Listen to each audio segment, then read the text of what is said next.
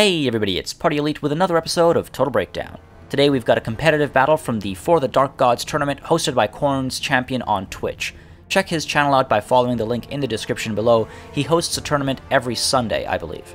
This particular battle is a civil war between Ondjage and Diplomatt's Greenskins. Ondjage's army is led by Anjar the Slaughterer in the air with Spider Banner, Life Leeching, Doom and Darkness, the Fate of Buna, Foe Seeker, and Wa.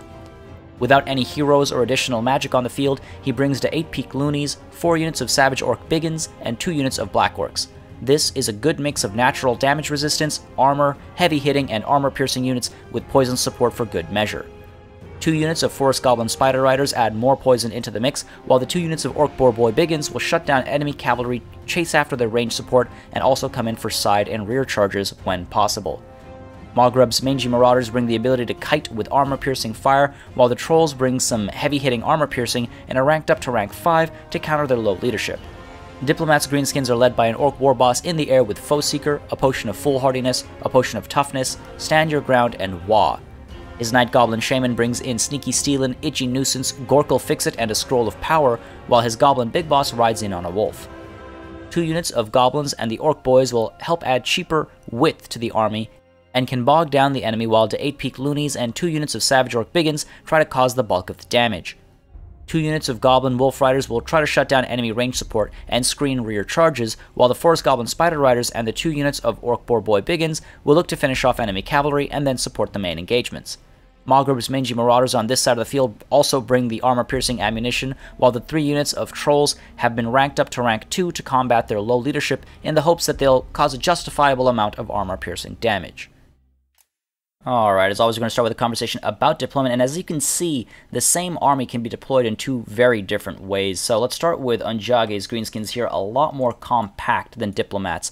The front over here, we do have Mogrub's Mangy Marauders just there to push forward nice and early, get some armor-piercing kiting done from the get-go, while the main line is quite interesting, not nearly that long, but it's quite interesting. We've got Savage Orc Biggins on either end. These guys obviously able to cap off any large units that come in from the sides. Then one step in, we have the Black Orcs, and these guys are armor-piercing, heavily armored, very heavy-hitting.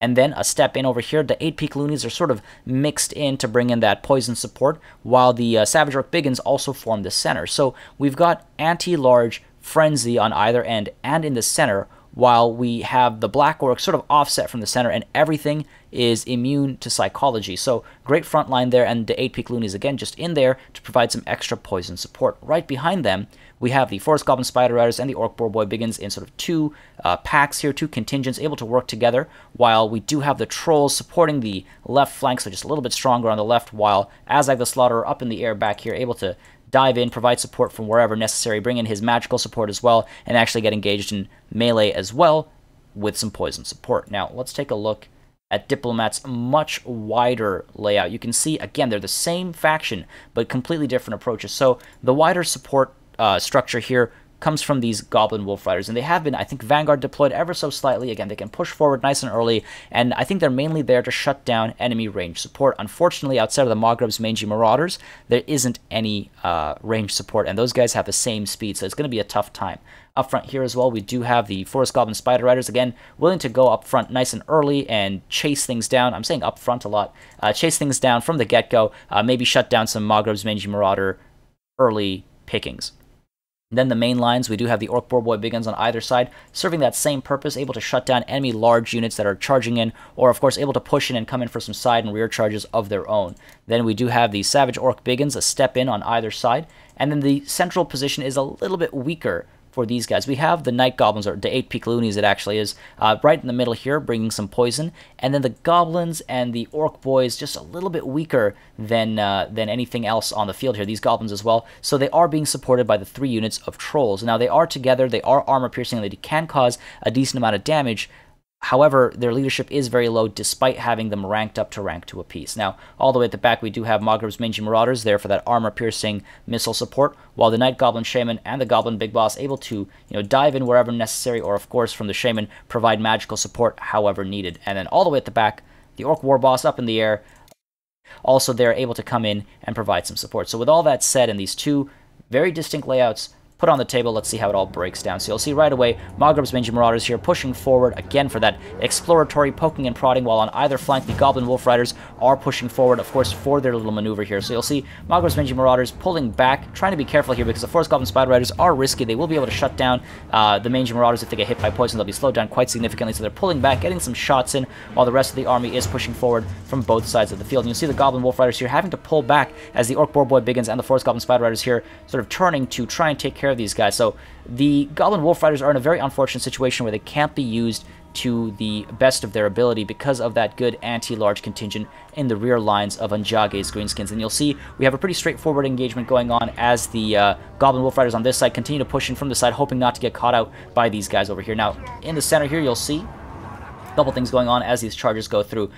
For one, in the center, the trolls pushing forward into the goblins. They're going to take very quick care of the goblins. They're not the most capable of units, so those guys are going to have a field day. The Black Orcs are right behind them as well, so the goblins don't really stand a chance. But of course, these trolls are being pushed into that side, while the Orc War Boss as well coming in to try and provide some support. You'll see Azag over here as well, floating about, just ready to dive in wherever necessary, while over here, these Black Orcs are actually being pulled away, and I think these Savage Orc Biggins were chasing after the Black Orcs, so they get side charged by these Savage Orc Biggins from Ondjage. So, great maneuver there, just pulling these guys away. They don't need to be involved over here. I think the plan here was to keep these guys safe from any engagement, keep them unengaged, so that they're able to pick and choose their engagement when the time eventually comes. Meanwhile, on the left flank over here, you'll see the Savage Orc Biggins, charged by the Orc Boar Boy Biggins and the Savage Orc Biggins, and also dealing with the trolls just a little bit that the Black Orcs are also currently stuck in with. The Forest Goblin Spider Riders already starting to waver, already willing to give up, while the Orc War Boss is there trying to provide some leadership support. Maghrib's Mangy Marauders firing in as well,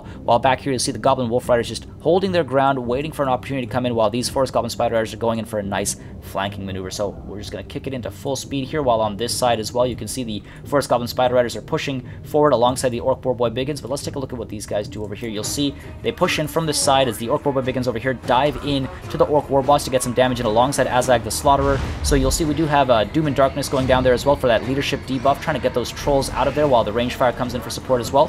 But over here you'll see these Forest Goblin Spider Riders again get a nice rear charge into the Orc Boar Boy Biggins, shutting them down almost right away. The Savage Orc Biggins are anti-large, so that's going to do a lot of work with those guys together and the poison damage in there as well. Meanwhile, the Goblin Wolf Riders back there coming in to try and shut down the Maghrib's Mangy Marauders, while over here you'll see the Orc Boar Boy Biggins and the Forest Goblin Spider Riders dive in to these Goblin Wolf Riders and the Orc Boar Boy Biggins from Diplomatt, trying to shut these guys down once and for all.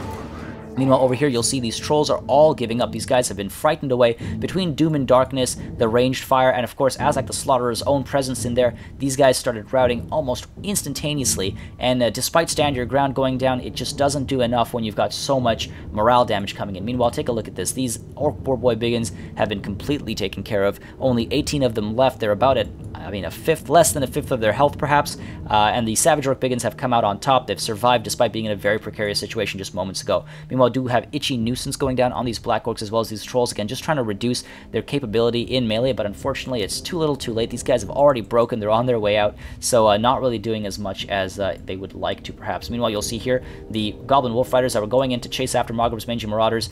They were evaded by the Mangy Marauders, and so now they're pushing through to get a nice rear charge in, while over here, you'll see the Goblin Wolf Riders have been taken care of between the poison damage and the Orc Boar Boy Biggins, who are anti-large. They've been taken care of, and these Orc Boar Boy Biggins are still there, causing some serious damage to the Forest Goblin Spider Riders. Azag, meanwhile, is chasing after these trolls, trying to make sure that they don't come back, they don't return to the fray. So Maghrib's Mangy Marauders from Diplomatt are opening shots off to try and get some damage into the leadership, while the Orc Boar Boy Biggins on the left flank from Diplomatt do fall apart and completely rout. Meanwhile, these Goblin Wolf Riders getting some use in, finally have the opportunity to get a nice rear charge into the Savage Orc Biggins as well as the Black Orcs. Unfortunately, they turn around just in time, absorb some of that initial impact, and the Black Orcs now are going to have a great time just beating on these Goblin Wolf Riders, making sure they get taken care of, while Goblin Big Boss from Diplomatt does dive in to try and cause some hurt to these Savage Orc Biggins and give some support to the trolls. The Black Orcs here, though, have some other things in mind. They come in and they dive in on the trolls, and again, already starting to waver because of that side charge. So great use of the units there to cause some leadership damage to the trolls very quickly across the board. All three trolls have barely done any damage throughout this battle. Meanwhile, the Orc War Boss here needing to pull away from this engagement, needing to stay safe, very easy to take care of. So Foe Seeker does pop down while he tries to get involved in this situation over here. Meanwhile, you'll see this left flank continues to get some support from the Maghrib's Mangy Marauders.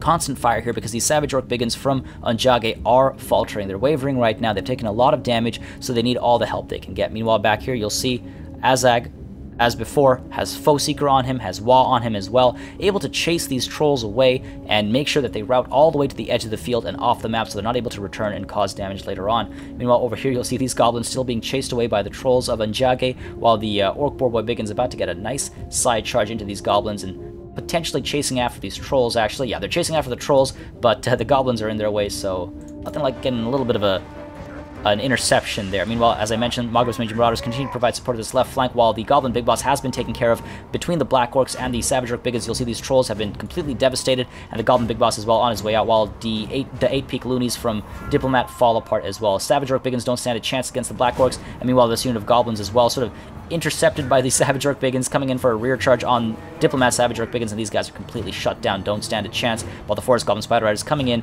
for well, just to cap it off completely and get some action in as well. The 8-peak loonies from Ondjage as well now, giving chase to the rear here, so it's very interesting to see how the battle has spread from this initial engagement point. It's really poured through the center and back here because these trolls need to be shut down once and for all, so great call there. And apart from that, a lot of these units are willing to come back into the fray and try to save these trolls, Diplomat's trolls that are routing from Ondjage's trolls or from Ondjage's command structure, whatever it might be. So the battle has sort of pulled back a little bit, and meanwhile you'll see the Orc Warboss now chasing after Azag the Slaughterer, and Azag probably trying to get away from the Orc Warboss to do some more important things, but the Orc Warboss giving chase there, already low on health, has already used the Potion of Toughness and the Potion of Foolhardiness earlier on to stay alive, so already very low on health and very incapable of bringing himself back into the fray. Meanwhile, Azag the Slaughterer, you'll see pulling down here, maybe trying to take care of the Night Goblin Shaman, make sure that magic is off the field once and for all, but you see another Foe Seeker does go down to keep that distance from the Orc Warboss, who has Foe Seeker available as well, or active as well, I should say, while the rest of the army is, again, just chasing away what's left of the of Diplomat's Greenskin forces. These trolls over here wavering right now because they are surrounded by the goblins, surrounded by the Goblin Wolf Riders and the Forest Goblin Spider Riders, who are having a good time because of the poison damage they're bringing in. So these trolls are having a bit of a tough time, and these Orc Boar Boy Biggins as well, routing now, sort of pulling back, while the Savage Orc Biggins over here trying to make sure these trolls don't come back into the fray, as they are being hit by the Forest Goblin Spider Riders right now, and these Savage Orc Biggins as well trying to go in there and shut those guys down once and for all. Meanwhile, the Orc Warboss continues to chase after Azag the Slaughterer. Azag does need to be careful, because if he gets hit by a charge from the Orc Warboss, that will be pretty painful. It could bring him down quite significantly, so I do understand why there's no head-on engagement going on there. Again, just trying to keep leadership alive. Very risky, no need to dive in, but of course the Mangy Marauders trying to get shots off as well and get a little bit of damage here and there wherever possible. Maghrib's Mangy Marauders from Ondjage all the way back there need to be pulled up as well to try and get some of that range support in, while the Orc Warboss very well managed here, trying to keep Azag, alive, not the Orc Warboss, but you'll see we almost have a charge going in there. They're very close to each other. They can smell each other's breaths right now.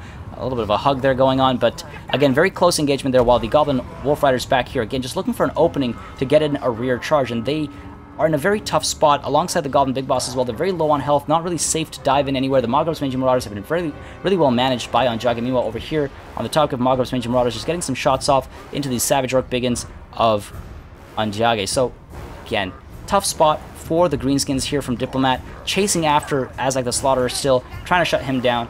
And at this point, really, it's tough for Diplomat to come back without destroying leadership, because that leadership drop is what's going to cause a serious amount of damage and maybe finish off Ondjage's Greenskins once and for all. Unfortunately, just not able to close that gap well enough. You'll see, able to right there for a little bit, gets a decent amount of work into Azag, but Azag's able to come out on top. The Orc Warboss does drop an Empiric victory for Ondjage's Greenskins. Now, mirror matches are always a bit of a gamble. They're hard to cast, but they're also very hard to play. Both armies have the same potential. It's interesting to see how each general approaches the situation, though. In this case, Ondjage came in with a smaller, higher-tier army that was less mobile, but could take care of enemy infantry without issue. Diplomat had a much wider line and wanted to push an envelopment on an enemy force that would be able to cut off the maneuver with relative ease, considering the typical Orc Boar Boy Biggin presence alongside those Forest Goblin Spider Riders. Ondjage brought an army that worked better together, with poison, anti-large, and anti-infantry interspersed with little troll support, while Diplomat relied too heavily on easily shattered trolls. His Goblin Wolf Riders had the right idea, but unfortunately there was no slow range support for them to cut off, and Ondjage did a great job making sure that morale damage hit where it had to, as soon as it had to, and the trolls were largely at full health. 2 units were at least, but they'd only caused 3 or 8 kills before they were routed off the field. as always, make sure you subscribe to this channel for more Total War content and keep sending in those battle replays. I think it's one of the best ways to learn, and highlighting these intense games from the community is always good fun. Thank you very much for watching, and I'll see you on the battlefield.